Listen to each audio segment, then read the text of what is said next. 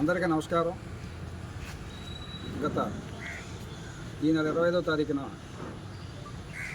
ప్రతిపాడు గ్రామంలో fire station వీధిలో ముచ్చికర్ల అప్పలస్వామి గారి యొక్క ఇంట్లో పట్టుపగలు దొంగతనం జరగడం, అందులో సుమారు 22.5 కాసులు బంగారం వస్తువులు, అదేవిధంగా 3 లక్షల రూపాయలు నగదు దొంగిలించబడినట్లుగా ఫిర్యాదు రావడం,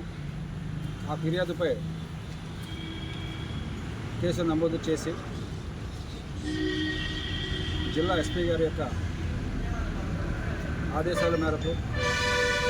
పెద్దాపురం డిఎస్పీ గారు ప్రతాప్ కుమార్ గారి ఆధ్వర్యంలో సర్కిల్ ఇన్స్పెక్టర్ అయిన నేను మరియు మా సర్కిల్ ఎస్ఐఎస్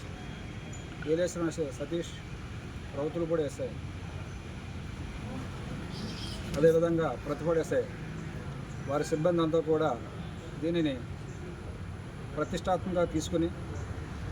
3 టీములుగా విడిపోయి ఈ కేసు యొక్క మూలాలను శోధించి ఇందులో ఈ దొంగతనాన్ని పాల్పడిన వారిని పట్టుకోవడం జరిగింది.